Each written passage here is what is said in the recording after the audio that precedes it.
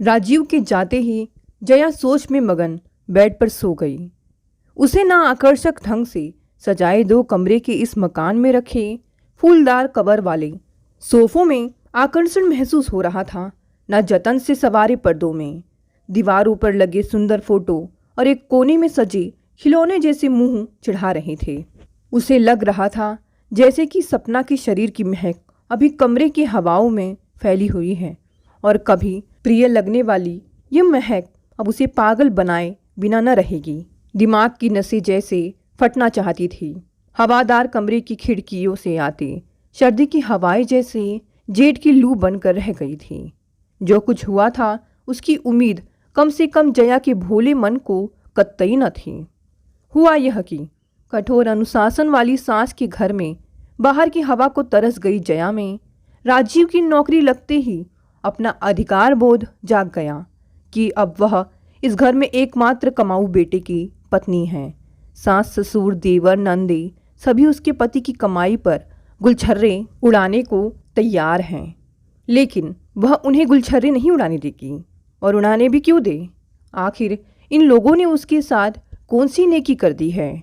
नंदे एक एक चीज ठुनक ठुनक कर ले लेंगी, देवर गले पड़कर अपनी ज़रूरतें पूरी करा लेंगे, पर यह नहीं सोचेंगे कि भाभी भी जीती जागती इंसान है।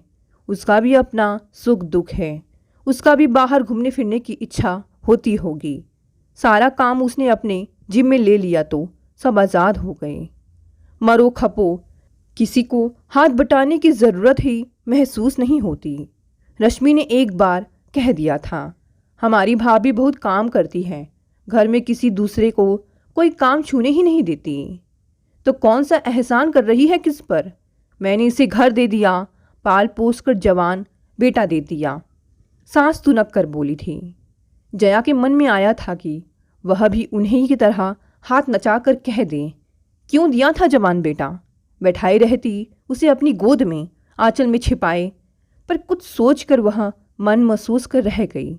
ऐसे मौके पर सास की आंखों में उभरे लाल लाल डोरे और फिर एक ठंडेपन से मार्मिक बात कह देने से उनके आतंक से पूरा घर खौफ खाता था। तो जया ही इसका अपवाद कैसे होती? हाँ, उसने काम करने की रफ्तार बढ़ा दी थी। ऑफिस से लौटे राजीव की चाय के बाद उससे भेंट तभी हो पाती जब रात के 10 बजे वह उगने लगता। अपने पाँवों पर जया के ठंडे हाथों का स्पर्श पाकर वह चौंक उठता। जाड़े में यह स्पर्श एकाएक अटपटा सा लगता और वह उसके देर से आने पर और घर के काम को उसकी तुलना में वरीयता देने पर झुंझलाता। एक दिन जया ने राजीव से कहा, घर में कलह ना हो इसलिए इतना काम करती हूँ, पर माँ जी रात दिन भुनभुनाया करती हैं कि यह तो दिन भर राजीव की कमर से कमर जोड़े रहती है, काम धाम में मन ही नहीं लगता। राजीव को माँ की यह बात उसे पत्नी पर अत्याचार लगी। उसने आश्चर्य से कहा, अच्छा ऐसा कहती हैं? जया ने अपने चेहरे पर जो भाव बना रखे थे उनमें आंखों का छलक आना कुछ कठिन नहीं था। उसने कहा तो बहुत कुछ जाता है, लेकिन सारी बातें सुनाकर तुम्हारा दिल दुखी करके क्या फ़ायदा? फिर तो राजीव की बढ़ती उत्सुकता जया के कुछ मनगढ़ंत बातें उगलवा लेने में सफल रही। इन बातों में सर्वप्रमुख यह था कि माँ जी कह रही थी, अच्छा रहेगा राजीव के 10 साल तक कोई बाल बच्चा ही ना हो, नहीं तो उसकी तनख्वाह उन्हीं पर खर्च होने लगेगी। तब जया भी दिन भर घर का काम नहीं कर पाएगी। इस बात ने ऐसा रंग दिखाया कि राजीव जया की हर बात मानने को तत्पर हो गया। जया ने भी उसे अपनेपन से ऐसे लटके झटके दिखाए कि राजीव को लगा जैसे जया के साथ अलग मकान लेकर रहने और दूसरी जगह तबादला करवा लेने में ही उसका हर तरह से कल्याण है। घर के लोग उसे नोच कर खा जाने वाले भेड़िए लगे, जिनका उससे लगाव मात्र उतना ही है जितना हिंसक पशु का शिकार से होता है। जो माँ पुत्र की कमाई के लिए उसका वंश चलते नहीं देखना चाहती, उसे माँ कैसे कहा जाए? ऐसे लोगों का साथ जितनी जल्दी हो सके छोड़ देना चाहिए। फिर वे तबादले के बाद इस घर में आ गए। राजीव और जया 2 ही तो प्राणी थे। जया में काम करने और व्यवस्था की आदत तो शुरू से ही थी। उसने घर को फुलवारी की तरह सजा दिया। सीमित साधनों में जैसा रख रखाव और व्यवस्था जया ने बना रखी थी, उससे राजीव के साथियों को सोचना पड़ता था कि घर तो नारी से ही आबाद होता है, किंतु वैसी गुणी नारी होनी चाहिए। वह राजीव का ऐसा ख्याल रखती थी कि उसे लगता जैसे सच्चे अर्थों में जिंदगी तो अब शुरू की है। राजीव भी हर तरह से जया का ख्याल रखता, उसके जन्मदिन पर बढ़िया पार्टी और यादगार उपहार देता। ऑफिस के बाद यदि समय होता तो जया के साथ घूमने भी निकल जाता। वास्तव में इसी आज़ादी के लिए तो जया ने अपने घर में अपने झूठे से कलह का माहौल बना दिया था। कुछ दिनों बाद ही मोहल्ले की महिलाओं के साथ उसका दोस्ताना बढ़ गया था। किसी को वह स्वेटर का नया डिज़ाइन बताती तो किसी की साड़ी की फॉल ठीक कर देती। शर्मा की विधवा बहन सपना को उसके पास बैठकर बात करने में विशेष शांति मिलती थी, क्योंकि और जगहों पर उसे पसंद नहीं किया जाता। जया सपना को समझाती, जिंदगी रोने से नहीं कटती है, कुछ काम करो और अपनी जिंदगी की नई शुरुआत करने पर भी गंभीरता से सोचो। एक दिन उसने यह बात राजीव की उपस्थिति में भी कही थी। देखो अभी क्या उम्र है, मुश्किल से 26 वर्ष की होगी और क्या गत बना रखी है अपनी। कुदरत ने गोरा संगमरमी बदन, अच्छी कद काठी और बोलती आंखें क्या इसलिए दी हैं कि इन्हें रो रो कर गला दिया जाए। खबरदार जो आइंदा चेहरे पर मनहूसी छाई। फिर जब उसने अपनी गुलाबी रंग की एक सुंदर साड़ी उसे पहनाई तो राजीव को भी लगा जैसे सपना वाकई सुंदर कही जा सकती है। उसकी आंखें वास्तव में आकर्षक है। धीरे धीरे सपना की रुचि जया भाभी के बजाय राजीव में बढ़ती गई और राजीव की सपना में। कई बार जब दोनों की आंखें बोलती होती तो जया की दृष्टि भी उन पर पड़ जाती, परंतु वह उसे अपने मन का वहम समझ लेती या सोचती कि यदि उसकी शंका निर्मूल हुई तो सपना के दुखी हृदय को ठेस पहुंचेगी और राजीव भी उसके बचपने वाले सवाल से उसकी अकल के विषय के बारे में क्या सोचेगा। पर एक दिन वह सन्न रह गई थी जब उसने देखा था कि बत्ती चली जाने पर अंधेरे में राजीव ने सपना को अपनी बाहों के घेरे में ले लिया था और तभी बिजली आ गई थी। जया को लगा था जैसे उसके पैरों के नीचे बिजली गिर गई हो। जिसे उसने दूध पिलाया वह सरपणी बनकर उसकी सुखी गृहस्थी में दंश मार चुकी थी। जिस राजीव को पूर्ण रूप से पाने के लिए उसने संयुक्त परिवार की जड़ों में दरार डाला, वही पराया हो गया। वह जज्ब ना कर सकी। तुम लोग इतने नीचे गिर जाओगे मैं सोच भी नहीं सकती थी। फिर उसने सपना की ओर देखकर कहा, निकल जा मेरे घर से और फिर कभी यहाँ कदम रखने की कोशिश मत करना। राजीव ने बजाय लज्जित होने के त्योरियां चढ़ा ली और कड़े स्वर में कहा था, घर आए मेहमान से तमीज से बात करना सीखो। रही बात इसके यहाँ आने की तो तुम कौन होती हो इसे निकालने वाली। यह घर मेरा है और यहाँ किसी का आना जाना मेरी इच्छा से होगा। जिसे यह मंजूर हो वही यहाँ रह सकता है, नहीं तो अपना रास्ता देखें। जया समझ गई कि रास्ता देखने का संकेत उसी की ओर है। वह सोचने लगी, तो ये इतने आगे निकल चुके हैं। इस घर के स्वप्न को संजोने वाली जया घर के लिए इतनी महत्वहीन हो चुकी है कि एक विधवा औरत के लिए उसकी कुर्बानी बेधड़क दी जा सकती है। फिर तो राजीव के आने के बाद सपना का उनके घर आना आम बात हो गई। राजीव पर जया के अनुनय विनय का प्रभाव ना होना था, ना हुआ। उसने साफ कह दिया, तुम्हें घर में रहना है तो रहो, नहीं तो मैं सपना के साथ बकायदा अदालती शादी करके उसे घर ले आऊँगा और तुम्हें दूसरा रास्ता चुनना होगा। इस दूसरे रास्ते के ख्याल से ही जया विकल हो जाती थी। मायके वाले कितने दिन रखेंगे? भाभीयों के ताने सुनकर बेशर्मी की रोटियां वह कितने दिन खा सकेगी? भाइयों के अपने परिवार हैं, भाभीयों की अपनी इच्छाएं हैं, किसी के लिए कोई क्यों अपनी इच्छाओं का गला घोटेगा? जया का मन डूब रहा था। उसे पार लगाने वाला कोई हाथ दिखाई नहीं पड़ता था। इस दुर्दिन में उसका ध्यान अपनी सांस पर गया। एकदम कड़े मिजाज की सांस के सामने राजीव भी तो भीगी बिल्ली जैसा बना रहता था। यह आने के समय भी तो वह उनसे मुंह खोलकर कुछ नहीं कह पाया था।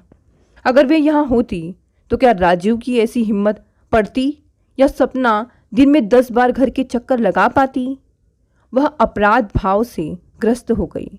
यह स्थिति तो वास्तव में उसके न्यारे रहने के काल्पनिक सुख के लिए बोले गए झूठ से ही बनी है। अगर वे आ जाएं तो अब भी बात बन सकती है, मगर वे आए तो कैसे? वह उनसे कहे भी तो किस मुंह से? अगर वह सास को यहाँ लाना भी चाहे तो क्या वे मान जाएंगी? उसके हृदय के दूसरे पक्ष ने उसे आश्वस्त किया कि तूने अपने स्वार्थ के आगे सास की ममता देखी ही कहाँ। जब एक बार उसे डायरिया हो गया था तो हालत खराब हो जाने पर सास ही तो पूरी रात उसके सिरहाने बैठकर जागती रही थी। बहुत सोच समझकर उसने सारी स्थिति पत्र में लिखकर अंत में लिख दिया, वैसे तो मैं स्वयं आपको लेने आती, मगर किस मुंह से आऊं? यह जान लीजिए कि मेरे वहाँ से हटते ही घर में मेरा रहना भी दुभर हो जाएगा। मैं छोटी हूँ, मुझसे गलती हो सकती है, लेकिन उसे क्षमा तो बड़े ही करते हैं। यदि आप नहीं आई तो मैं समझूंगी माँ की ममता अब दुनिया में नहीं रही, क्योंकि मेरी माँ तो है ही नहीं। मैं आपको ही माँ समझती हूँ।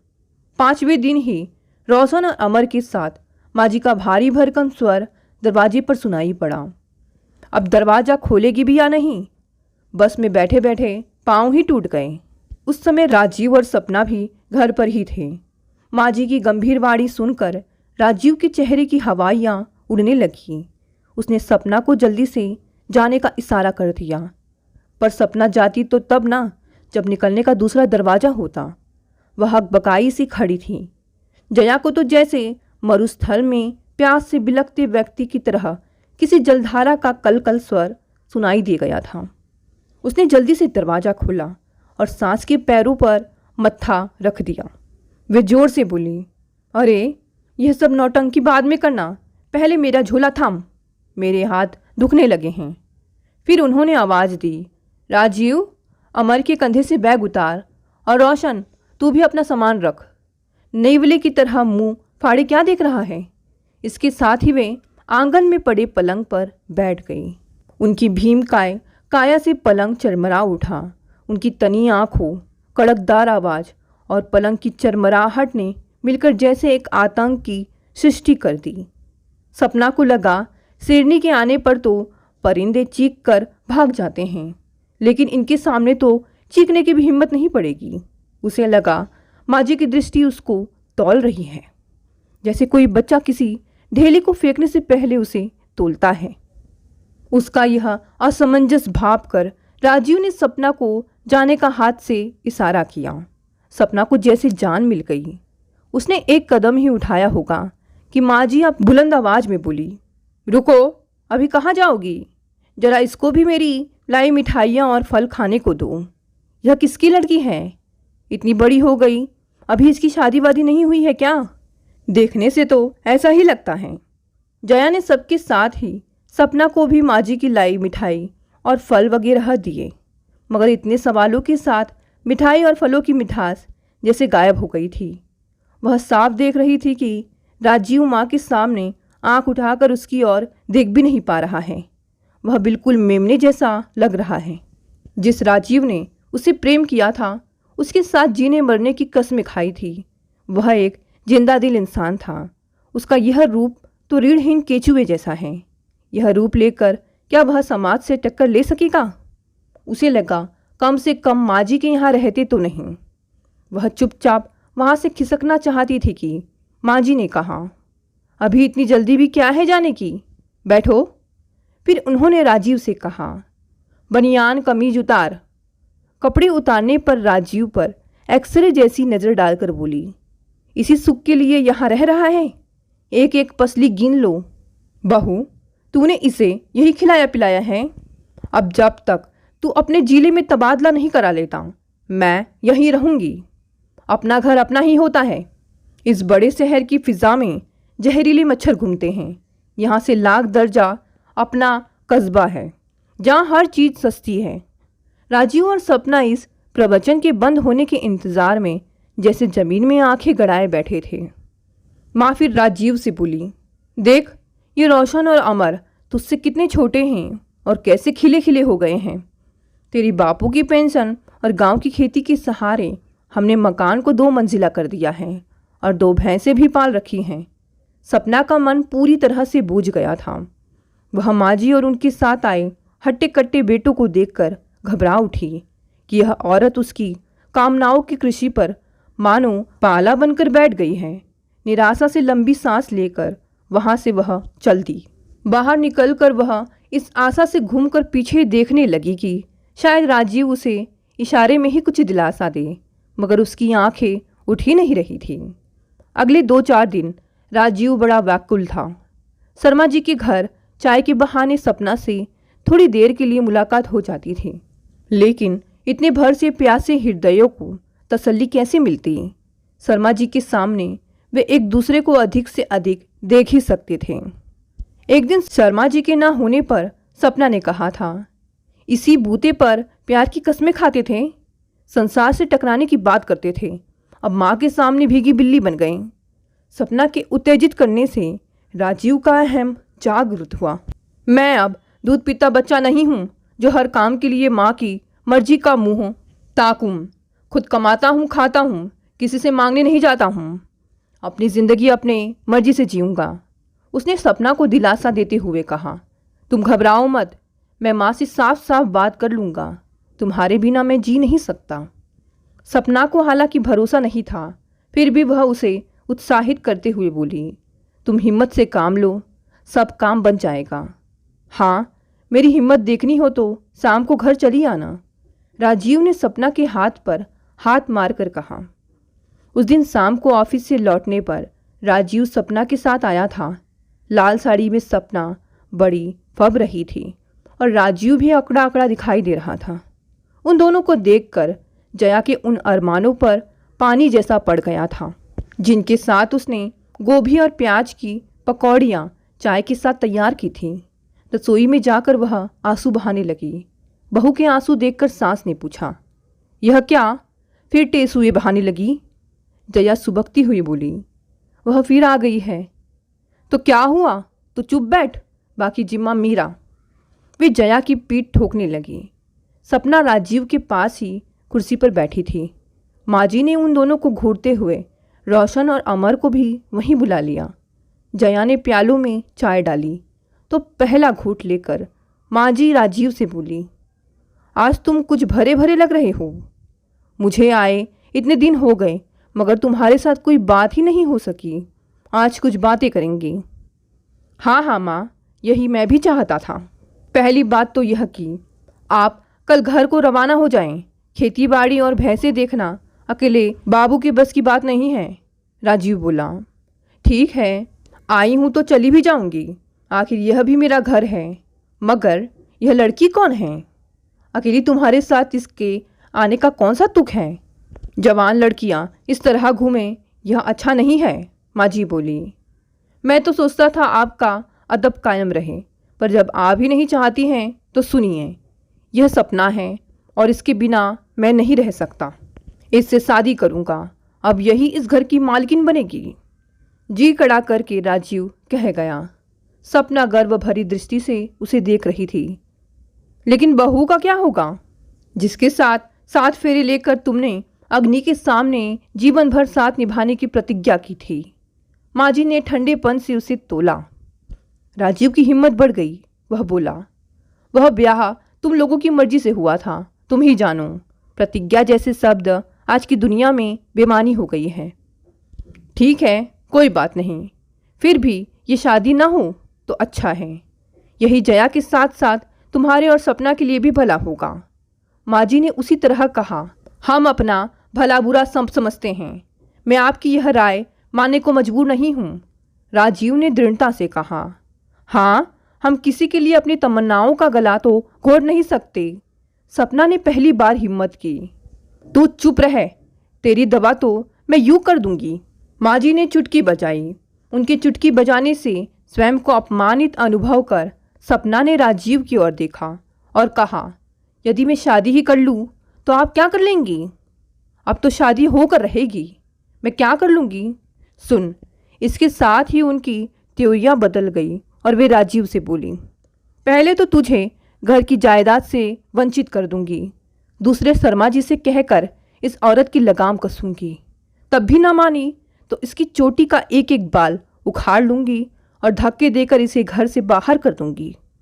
मेरी राय में इतने में सही हो जाएगी ये है। तीखी आवाज में बोलती माजी ने सपना के उतरे चेहरे की ओर देखा।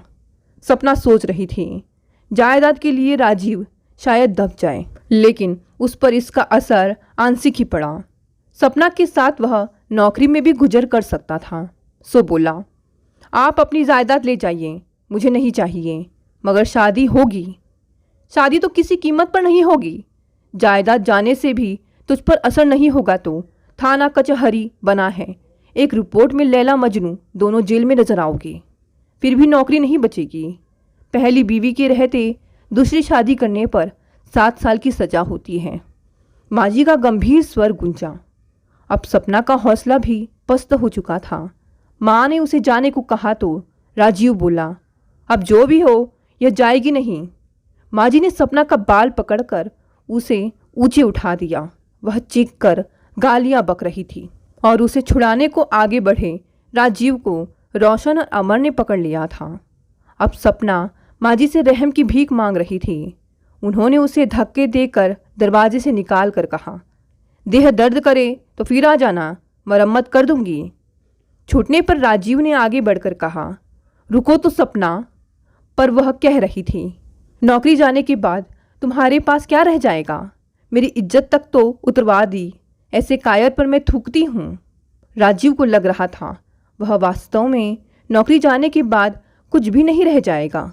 जेल की कठोर यातनाएं सहकर वहाँ से छूटने के बाद दुनिया बदल चुकी होगी। वह धम से चारपाई पर बैठ गया। माजी जया से कह रही थी, देखना जो ये कलमुही दोबारा घर की दहलीज पर पैर तक रखे। साहबजादे भी कुछ दिनों में ठीक हो जाएंगे। तुम पति पत्नी एक हो जाओगे। मैं कड़वी दवा रहूंगी। माजी का हाथ बहू की पीठ सहला रहा था और बहू को लग रहा था जैसे उसकी बिछुड़ी सगी माँ एक हाथ में छड़ी और दूसरे में दूध का गिलास लिए हों। नारियल की फल की तरह ऊपर से कठोर, भीतर से नरम। दोस्तों, ये कहानी यहीं समाप्त हो गई। अगर कहानी पसंद आई तो इसे लाइक, शेयर और कमेंट करें। साथ ही साथ अगर आप नए हैं तो चैनल को भी सब्सक्राइब कर लें। धन्यवाद दोस्तों।